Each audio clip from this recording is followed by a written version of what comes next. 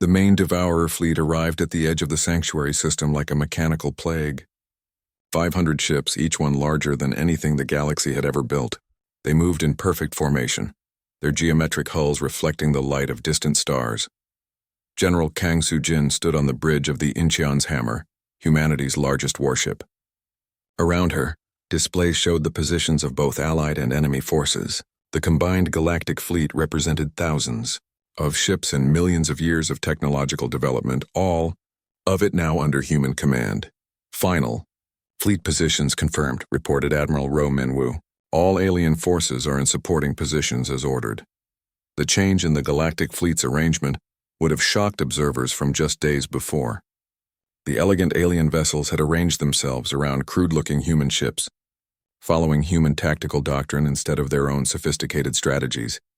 Captain Lee Hyun, now serving as General Kang's aide, monitored communications from the alien ships. The Vorthak report all energy weapons ready to support kinetic attacks. The Nebulans have configured their ships for electronic warfare. Good, General Kang said. What about the Khitan Empire? General Kextai says his ships are ready to follow human orders no matter how unusual they might seem. Dr. Yang Dong-hyuk reviewed the intelligence gathered from the scout ships. The main fleet Devourers are larger and more sophisticated than the scouts. Their adaptive systems will be faster and more comprehensive, but they still can't change physics, Engineer Choi Yuna pointed out. A kinetic impact is a kinetic impact no matter how well they adapt. Through the massive viewports, the human command staff could see the Devourer fleet beginning its approach. The alien commanders had watched these same ships destroy entire star systems. Now they placed their hopes in the humans they had once mocked. All ships, this is General Kang, she announced over the fleet communications. Today we implement Protocol Humanity. Remember, we're not just fighting for victory, we're fighting to protect those who cannot protect themselves. The Protocol Humanity was unlike anything the galaxy had ever seen. Instead of the elegant organized battles favored by galactic civilization, humans planned something the aliens could barely comprehend. Phase 1 begins now, General Kang ordered. Deploy the asteroid field. Human ships throughout the system activated massive tractor beam arrays, not to pull ships but to move asteroids. Thousands of rocks, some as large as buildings, began accelerating toward the approaching Devourer fleet. The aliens watched in confusion as humans turned random space debris into weapons. Are they throwing rocks at them? Admiral Zephyros asked over the communication system. Not just throwing, Dr. Yang explained. Accelerating them to significant fractions of light speed. Each asteroid becomes a kinetic missile. The Devourers responded as expected. Their adaptive systems detected the incoming asteroids and began configuring defenses. But the rocks were just the beginning. Phase 2, General Kang announced. Nuclear acceleration. Hidden among the asteroids were human nuclear devices, not meant to explode on impact but to detonate behind the rocks and accelerate them even further. The simple physics of explosive propulsion turned asteroids into planet-killing projectiles. The Devourer fleet found themselves facing thousands of relativistic impacts from different angles. Their adaptive systems scrambled to respond, but each asteroid was slightly different. Different mass, different velocity, different approach angle. First impacts in 30 seconds, reported Captain Shin Bora from her position with the strike fleet. The alien observers watched in awe and horror as the human strategy unfolded. This wasn't warfare as they understood it. It was weaponized physics applied with human creativity and ruthlessness. The asteroids began hitting the Devourer ships with devastating effect. The machines' hulls, designed to adapt to energy weapons, were simply crushed by the massive kinetic impacts. Ships that had survived quantum disruptors and plasma cannons were shattered by rocks moving at relativistic speeds. Phase 3, General Kang continued. Boarding operations. What happened next shocked the galactic observers even more.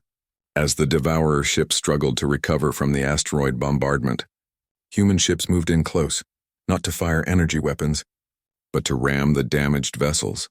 The Soul's Fury, reinforced with additional armor plating, struck a Devourer ship at half-light speed and punched completely through its hull. The ship's crew survived the impact and immediately began boarding operations. This is insane, the Prime Speaker transmitted. How are they surviving these collisions? Human engineering, Engineer Choi Yuna replied proudly. We build our ships to take damage and keep fighting. Lieutenant Commander Ko Jinwoo led boarding teams through the shattered Devourer ships, using explosives and cutting tools to destroy critical systems. The machine's adaptive systems couldn't cope with humans who kept changing tactics randomly. Target the central processing core, Ko ordered his team. Use everything. Explosives, acid, mechanical cutting, whatever works. The humans had learned from their scout ship raid. They didn't try to understand Devourer technology. They just destroyed it using every method they could think of. But the most shocking moment came when General Kang implemented Phase 4. All ships. Prepare for harvest operations, she announced. Harvest operations? General Kextai asked, his mandibles clicking with confusion. Dr. Yang Dong-hyuk explained while human ships began something unprecedented. They started salvaging Devourer technology during the battle. We're not just destroying them, he said. We're learning from them, adapting their technology to our needs, reverse engineering their systems in real time. The aliens watched in disbelief as human engineers worked inside damaged Devourer ships, cutting out useful components while the battle raged around them. It was practical, efficient, and completely ruthless. Within 6 hours, the main Devourer fleet was completely destroyed. Not a single enemy ship escaped. The threat that had consumed 17 star systems was ended by humans using rocks, explosives, and determination. The silence that followed was profound. Captain Lee Hyun stood beside General Kang as she addressed the Galactic fleet. All ships, this is General Kang. The Devourer threat has been eliminated. The galaxy is safe. The response was immediate. Thousands of alien voices expressing gratitude, amazement, and something approaching awe. The Prime Speaker's communication came through clearly. Admiral, General Kang, we owe you a debt that can never be repaid. You don't owe us anything, General Kang replied. Protecting others is what civilized beings do. Later, in the council chamber that had once echoed with laughter at humanity's expense, a very different meeting took place. The same aliens who had mocked human technology now offered humanity full membership in the Galactic Council, not as junior partners, but as military protectors of galactic civilization. Your methods saved us all, the Prime Speaker said, his crystalline form glowing with respect. We were wrong to dismiss your approaches as primitive. Dr. Park Soo-jin, who had observed it all from the beginning, stepped forward. You weren't entirely wrong. Our technology is simpler than yours. But sometimes simple works better than sophisticated. General Kang accepted the Council's offer, but with conditions that would change galactic civilization forever. We'll help defend the galaxy, but we do it our way. No more dismissing methods because they seem crude. No more assuming that advanced always means better. The aliens agreed immediately. They had seen what human methods could accomplish. As the various species began to depart, Admiral Rowe remained behind with Captain Lee Hyun. They stood in the observation lounge, watching human and alien ships working together to clean up the battlefield debris. They'll never mock us again, Lee Hyun observed. No, Admiral Rowe agreed, but more importantly, they'll never again assume that their way is the only way. Through the viewports, they could see human crews working alongside alien engineers, sharing techniques and learning from each other. The galaxy had learned that diversity of approach was a strength, not a weakness. The species that had once been called too primitive to join galactic civilization was now responsible for protecting it. The irony was complete, but so was the justice. Humanity had proven that sometimes the old ways were old because they worked. Sometimes crude was effective. Sometimes primitive was exactly what advanced civilizations needed. The galaxy would never be the same, and humanity would make sure it was never again threatened by its own arrogance or closed-mindedness. Their regret had been immediate, but their gratitude would be eternal. The 3 Devourer ships emerged from hyperspace like nightmares made real. Each one was the size of a small moon, their surfaces covered in geometric patterns that hurt to look at directly. They moved with purpose toward the debris field where an alien colony had once existed. On the Soul's Fury, Captain Shin Bora watched the enemy ships begin their harvest operation. Mechanical arms extended from the Devourer hulls, breaking down asteroids and space debris into raw materials. They're not even bothering to scan for threats, observed Dr. Yang Dong-hyuk. Either they're incredibly confident or they don't consider us worth noticing. Probably both, Admiral Rowe replied from the flagship Incheon's hammer. All ships maintain stealth protocols. Let them get comfortable. The human fleet drifted silently through space, their ships powered down to minimal levels. Unlike the alien vessels with their bright energy signatures, human ships could run nearly invisible when needed. Behind them, at a safe distance, the surviving galactic fleets watched through long-range sensors. The Vorthak Prime Speaker had gathered with other leaders in the main observation chamber. The humans approached without shields raised. General Kextai observed, his mandibles clicking nervously. Are they trying to surrender? No, said Admiral Zephyros, his gaseous form swirling with confusion. They appear to be hiding. The Devourers continued their work, stripping matter from the debris field with mechanical efficiency. Their adaptive hull systems had already configured themselves based on previous encounters with galactic forces, energy absorption matrices, quantum deflection fields, plasma disruption networks. They were ready for anything the galaxy had used against them before. Target acquisition complete, reported Gunner Sergeant Lim Hae-jin. Lead ship center mass, penetrator rounds loaded. Captain Shin Bora checked her tactical display. The human fleet had spread into a formation that looked random to outside observers, but followed specific targeting protocols. All ships report ready, Engineer Choi Yuna announced. Kinetic systems charged to maximum. Admiral Rowe's voice came over the fleet communications. Remember, this isn't about destroying them. It's about proving that our methods work. Hit hard, hit fast, and show these machines something they've never seen before. He paused, watching the Devourer ships continue their harvest. All ships? Open fire. The human fleet attacked without warning. 50 ships fired simultaneously. Launching tungsten penetrators accelerated to 30% of light speed. The projectiles were invisible to most sensors, just metal rods moving through space. The Devourer's response was immediate. Their adaptive systems detected incoming threats and began configuring defenses. Energy absorption fields activated. Quantum deflection matrices powered up. Plasma disruption networks went online. None of it mattered. The kinetic penetrators punched through the Devourer hulls like they were made of paper. The machine's adaptive systems had no protocols for dealing with simple physical impact at relativistic speeds. Their sophisticated defenses were designed for energy weapons, particle beams, and quantum attacks. They were helpless against rocks thrown really, really fast. Direct hits across all targets, Sergeant Lim reported with satisfaction. Their hull integrity is failing. The lead Devourer ship shuddered as dozens of tungsten rods tore through its mechanical systems. Sparks and debris exploded from the impact points as internal systems failed. They're trying to adapt, Dr. Yang observed, studying his sensors, but they can't figure out what hit them. The second wave of human attacks was even more devastating. Nuclear-pumped kinetic shotgun rounds spread thousands of smaller projectiles across the Devourer hulls. The machine's repair systems tried desperately to compensate, but they had no defense against purely physical damage. Third ship is attempting to retreat, reported Captain Shin Bora. Don't let it, Admiral Rowe ordered. Lieutenant Commander Ko, deploy boarding teams. What happened next shocked the watching alien fleets even more than the successful kinetic attack. Human ships moved close to the damaged Devourer vessels and launched boarding pods, crude metal containers, carrying human soldiers.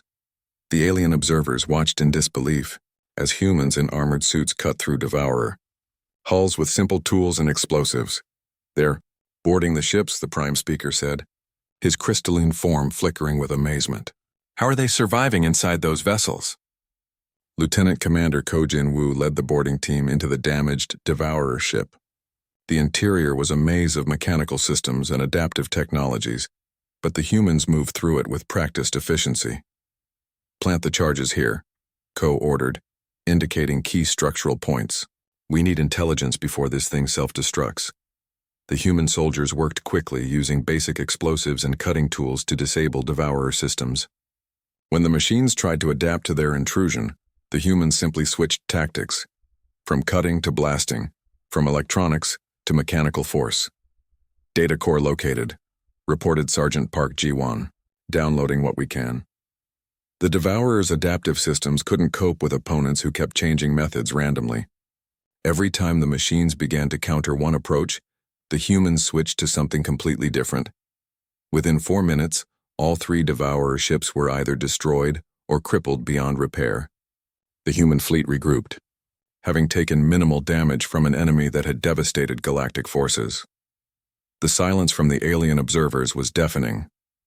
Admiral Rowe opened communications to the galactic fleet. "This is Admiral Rowe to Galactic Command. Enemy scout force has been neutralized. We're transmitting tactical data now." The Prime Speaker's response came after a long pause. "Admiral, how did you accomplish this so quickly?" "Simple physics," Dr. Yang replied. "Mass times velocity equals force. The Devourers can adapt to energy weapons, but they can't change the laws of physics." General Kextai's voice crackled over the communication system. "Your weapons, they appear crude, but they are devastatingly effective." "That's the point," Captain Shinbora said. "Sometimes simple solutions work better than complex ones." The data Lieutenant Commander Ko's team had retrieved began flooding through to the galactic analysts. For the first time, they had detailed intelligence about Devourer technology and weaknesses. "Their adaptive systems are incredibly sophisticated," Engineer Choi Yuna explained, "but they're designed around the assumption that all threats will be energy-based. They have no protocols for dealing with kinetic weapons." Admiral Zephyros's gaseous form swirled with what might have been respect. "Your methods are effective, but can they work against the main Devourer fleet?" Admiral Rowe looked at the tactical displays showing hundreds of Devourer ships moving toward the galaxy's core systems. "We'll find out soon enough. But first we need to discuss changing our tactical approach."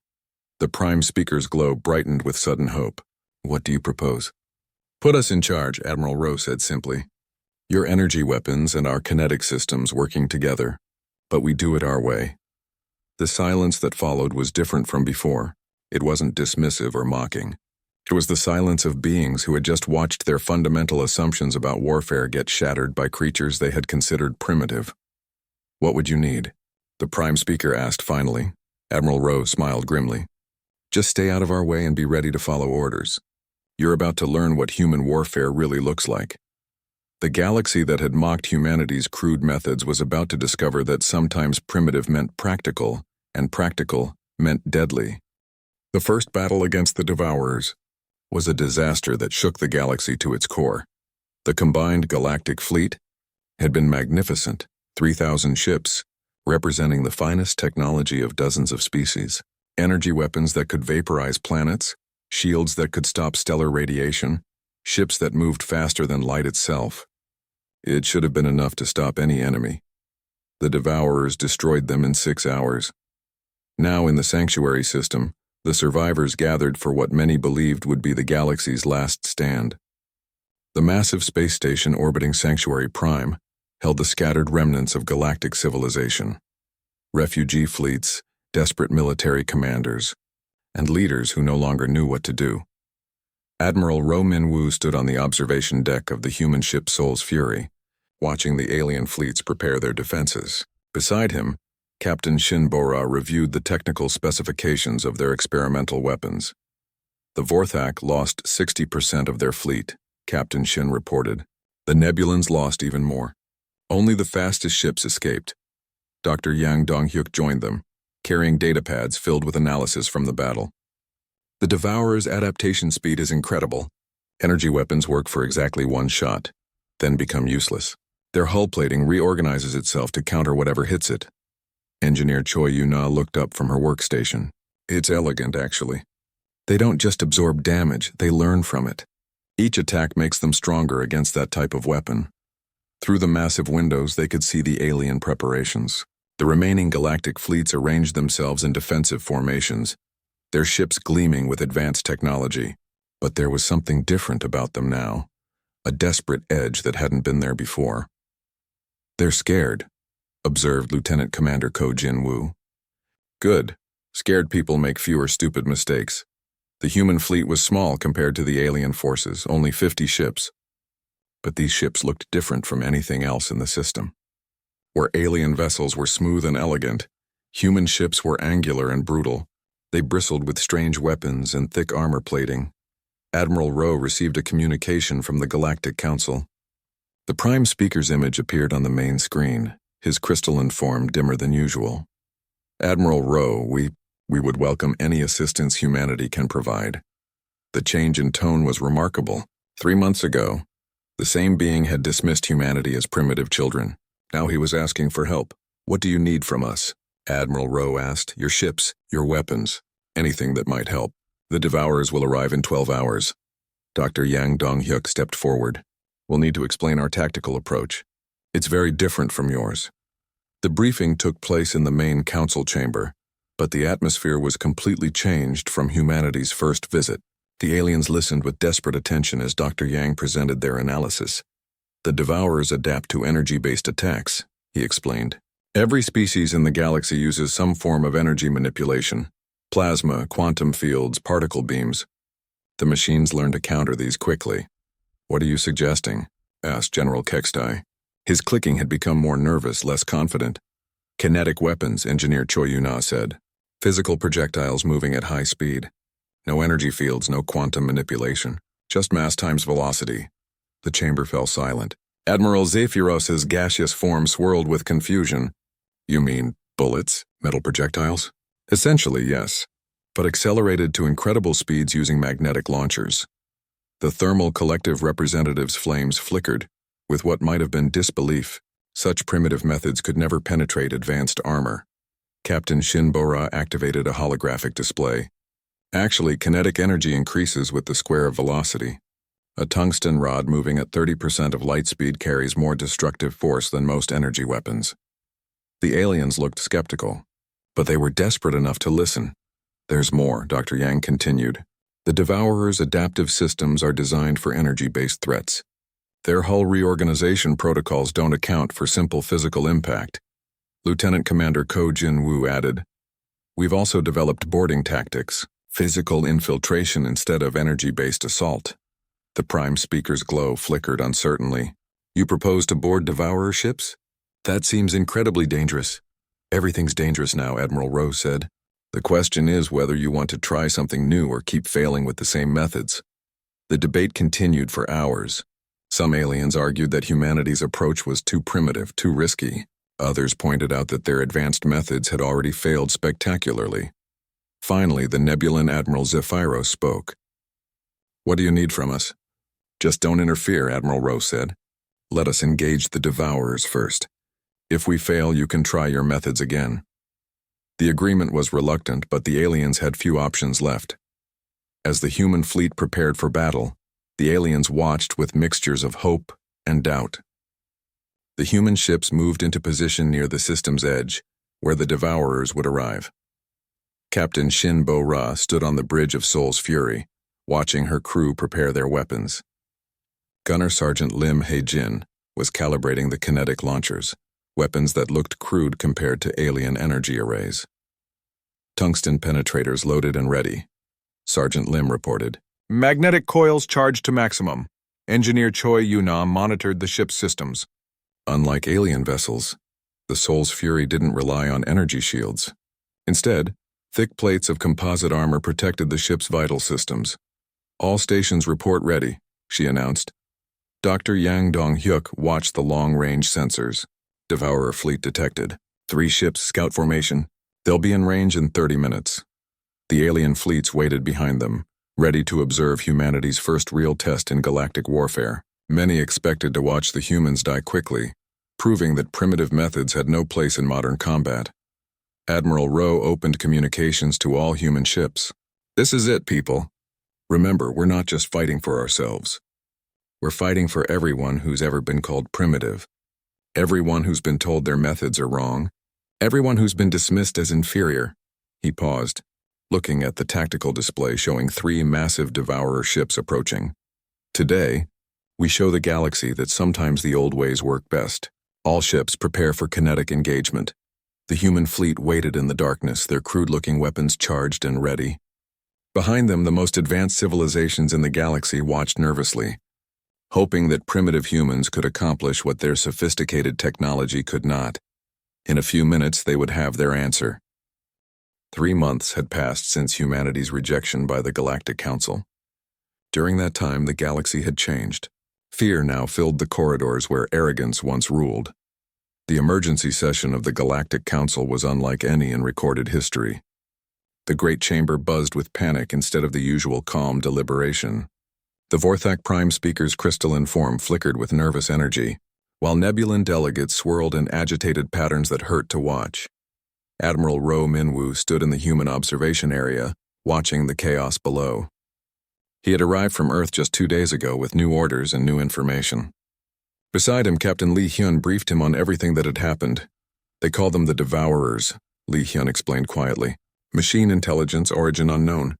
They've consumed 17 star systems in 3 months. Consumed? Admiral Ro asked. Everything. Planets, stars, space stations, ships. They break down all matter and turn it into more of themselves. The survivors describe ships the size of moons. Geometric and efficient. Dr. Park Soo-jin joined them, carrying datapads filled with intelligence reports. The pattern is always the same. They arrive, overwhelm local defenses, then systematically harvest everything in the system. No communication attempts succeed. No survivors if you can't escape fast enough. Engineer Choi Yuna, who had arrived with Admiral Ro's fleet, studied the holographic displays showing Devourer movements. Their ships don't match any known technology. The hull composition adapts to different attacks. Energy weapons that work once become useless on the second try. Down in the main chamber, the Khitan General Kextai was addressing the assembly. His usual confidence was gone, replaced by clicking mandibles that betrayed his fear. Our forward fleets engaged the Devourers at the Kalos system. 300 ships, our finest warriors. What happened? Asked the Prime Speaker. 17 ships escaped. The rest were destroyed or captured. Our energy weapons damaged them initially, but then they adapted. Our plasma cannons became useless. Our quantum disruptors had no effect. It was as if they learned from each attack. The Nebulan Admiral Zephyros spoke next, his voice like wind through a graveyard. Our scientists have analyzed the wreckage. The Devourer ships rebuild themselves during combat. They incorporate our weapon signatures into their defenses. Dr. Park Soo-jin leaned forward, studying the tactical displays. Something about the attack patterns interested her. They're not just random, she whispered to Admiral Ro. Look at the progression. They're testing different defensive strategies against the Galactic Fleet. The Thermal Collective representative's fiery form dimmed as he spoke. All our simulations show the same result. At their current rate of expansion, they will reach the core worlds within 1 year. Panic spread through the chamber like a virus. These were civilizations that had ruled the galaxy for millions of years, and they were helpless against an enemy they couldn't understand. The Prime Speaker called for order. We must combine our fleets. Every species will contribute ships and technology. Together we are stronger than any enemy. United we stand, agreed Admiral Zephyros. Our combined energy weapons will overwhelm their adaptation capabilities. Admiral Ro watched the proceedings with interest. The aliens were planning to meet adaptation with overwhelming force. It was a sound strategy if their assumptions were correct. Commander Kim Tae-ho, who had been studying the tactical data, spoke quietly to the human group. They're making the same mistake every time. All their weapons work the same way. Energy manipulation, quantum fields, plasma streams. The Devourers learn to counter energy-based attacks. What are you thinking? Admiral Ro asked. Back on Earth, we have a saying. If your only tool is a hammer, every problem looks like a nail. These aliens have the finest hammers in the galaxy, but maybe this problem isn't a nail. Engineer Choi Yuna pulled up Earth's military reports on her datapad. Admiral, the new ship designs are ready for testing. The Admiralty approved the kinetic warfare protocols last month. The what protocols? Dr. Park Soo-jin asked. Admiral Ro smiled grimly. Something these aliens never developed. Physical weapons that don't rely on energy manipulation. Down in the chamber, the debate continued. Species after species pledged their finest ships and most advanced weapons. The combined galactic fleet would number in the thousands, wielding technology that could destroy solar systems. The Prime Speaker's form blazed with renewed confidence. The Devourers may adapt to individual species weapons, but they cannot adapt to everything at once. We will show them the power of united galactic civilization. Cheers echoed through the chamber. The aliens' fear was replaced by determination and their old arrogance. That's when Captain Lee Hyun stepped forward. Honored delegates, he called out, his voice carrying through the chamber. Humanity requests permission to contribute to the defense effort. The chamber fell silent. Then laughter began, quieter than before but still dismissive. General Kextai's mandibles clicked in amusement. What could a primitive species possibly contribute? Your crude kinetic weapons would be useless against adaptive armor. Your chemical rockets cannot match our faster-than-light capabilities, added Admiral Zephyros. This is a matter for advanced civilizations. Dr. Park Soo-jin stood beside Captain Lee Hyun. We've been studying the Devourer attack patterns. We may have insights that could help. Insights. The Prime Speaker's glow flickered with something that might have been condescension. Child species, you have been spacefaring for barely 3 centuries. These are matters beyond your understanding. Admiral Rowe stepped forward, his voice calm and professional. Nevertheless, we would like to contribute what we can. Earth stands ready to defend galactic civilization. The Thermal Collective representatives' flames danced with amusement. Very well. You may observe our glorious victory. Perhaps you will learn something about real warfare. The session ended with detailed plans for the greatest military gathering in galactic history. Every advanced species would contribute their finest ships and weapons. They would meet the Devourers at the Sanctuary system and end the threat once and for all. As the aliens filed out of the chamber, discussing their sophisticated strategies and advanced technologies, the humans remained behind. They're going to lose, Engineer Choi Yuna said quietly. Probably, Admiral Rowe agreed. But that will give us the opportunity we need. Captain Lee Hyun looked confused. Opportunity for what? Dr. Park Soo-jin was studying the Devourer data with new understanding. To show them that sometimes primitive methods work better than advanced ones. Admiral Rowe activated his secure communicator. This is Admiral Rowe to Earth Command. Begin Operation Sledgehammer. We're going to need every kinetic warfare platform we can build. Sir, came the reply. The aliens will never approve such weapons. They don't need to approve them, Admiral Rowe said. Watching the aliens celebrate their coming victory, they just need to get out of our way. The humans began making their own preparations. While the galaxy gathered its energy weapons and quantum shields, Earth prepared something the Devourers had never encountered. Simple physics applied with human precision and creativity. The aliens thought they knew what humanity could contribute. They were about to learn they knew nothing at all. The massive doors of the Galactic Council chamber slid open with a deep hum. Captain Lee Hyun stepped inside, his black uniform crisp and clean. Behind him walked Dr. Park Soo-jin, carrying a datapad with Earth's application files. Commander Kim Tae-ho followed last, his hand resting near his weapon out of habit. The chamber was huge. Thousands of alien beings filled the curved seating areas. Lee Hyun had seen pictures, but being here was different. The crystalline Vorthak glowed with inner light, their bodies like living diamonds. The nebulans floated in gas-filled suits, their forms shifting like colored smoke. The Chiton Empire delegates clicked their mandibles, their insect-like bodies covered in smooth black armor. The humans have arrived, announced the Vorthak Prime Speaker. His voice echoed through the chamber like breaking glass. How quaint, laughter rippled through the assembly. Not cruel laughter, but the kind adults might make when watching children play dress-up. Lee Hyun felt his jaw tighten, but he kept walking toward the central platform. Dr. Park Soo-jin whispered quietly, "Remember, we're here to learn as much as to present." She was right. This was humanity's first real look at galactic civilization. The Prime Speaker gestured to a small platform near the center. "Please take your designated area." The platform was clearly meant for lesser species. Lee Hyun noticed it was lower than the others, forcing humans to look up at everyone else. "Thank you for this opportunity," Lee Hyun said, his voice carrying clearly through the chamber. "Earth is honored to present our application for membership in the Galactic Council." A nebulan delegate's form swirled with what might have been amusement. "Yes, we have reviewed your documentation. 300 years of spaceflight. How impressive," more laughter. The Chiton General Kextai leaned forward. "Tell us, little humans, what makes you think you belong among civilizations that have ruled the stars for millennia?" Lee Hyun activated the holographic display. Images of Earth appeared. Cities, oceans, mountains. Then came humanity's achievements.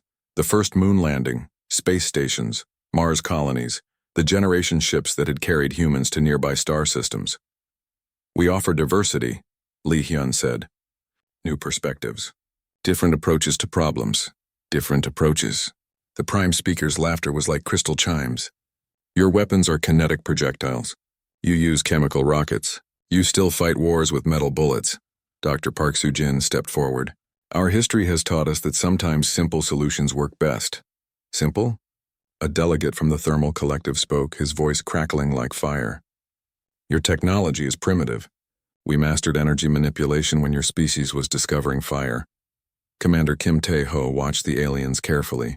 His military training told him to study potential threats. What he saw worried him. These beings were powerful, but they moved like creatures who had never faced real danger. Too comfortable. Too sure of themselves. The Vorthak Prime Speaker called for order. Let us review Earth's technological assessment. Data streams filled the air above the assembly. Charts showed humanity's achievements compared to galactic standards. Energy. Weapons. Primitive projectile weapons only. Faster than light. Travel. Chemical propulsion with basic jump drives. Defensive. Systems. Physical armor instead of energy. Shields. Computing. Silicon-based systems instead of quantum matrices. Each item brought new waves of amusement from the assembly. The Nebulan Collective representative, Admiral Zephyros, spoke in a voice like wind through caves. It is remarkable that you achieved spaceflight at all with such limited approaches. Lee Hyun felt anger building, but Dr. Park Soo-jin touched his arm gently. She was studying the aliens with scientific interest. Your technologies are certainly impressive, she said. How do you handle system failures? What backup methods do you use when your primary systems fail? The question seemed to confuse several delegates. The Prime Speaker's glow dimmed slightly. Failure? Our systems are perfected over millions of years. They do not fail. Everything fails eventually, Commander Kim Tae-ho said quietly. That's why we plan for it. The Chiton General's mandibles clicked in what might have been dismissal. Paranoid thinking from a violent species. We have moved beyond such primitive concerns. The formal review continued for hours. Every human achievement was compared to galactic standards and found lacking. Their ships were too slow, their weapons too crude, their computers too basic, their medicine too simple. Finally, the Prime Speaker called for the vote. All in favor of granting Earth full membership status? Silence. All in favor of associate membership? Nothing. All in favor of probationary primitive status with system restriction?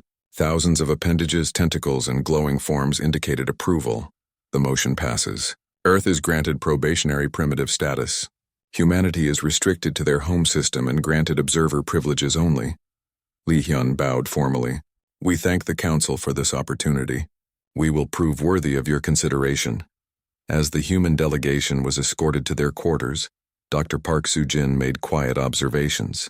Did you notice their reaction to the failure question? And how they all use the same basic technologies? Commander Kim Tae-ho nodded. They're soft. Powerful but soft. They've forgotten how to fight. In their assigned quarters, clearly designed for lesser species, the three humans sat around a small table. Lee Hyun activated a secure recording device. Personal log, Captain Lee Hyun. The Galactic Council has rejected our membership application. They consider us primitive and restrict us to our home system. However, Dr. Park has made interesting observations about galactic civilization. Dr. Park Soo-jin looked up from her notes. They've specialized so much they've lost flexibility. All their weapons are energy-based. All their defenses rely on the same principles. They've optimized their technology but eliminated redundancy. That could be a weakness, Kim Tae-ho said. Or it could be why they've survived so long. Lee Hyun replied. Their methods work. Before anyone could respond, an emergency signal echoed through the station. All three humans looked up as alien voices began speaking rapidly in dozens of languages. Dr. Park Soo-jin's translator picked up fragments. Unknown threat. Galactic Rim. 17 systems. No response from outer colonies. Lee Hyun stood and walked to the small window. Outside, he could see alien ships moving with sudden urgency. Whatever was happening, it was big enough to worry civilizations that had ruled the galaxy for millions of years. Maybe, he said quietly. We're about to find out if their optimized technology is enough. The three humans watched as the galaxy that had just rejected them scrambled to face an unknown threat. None of them knew that within days those same aliens would be begging for humanity's help.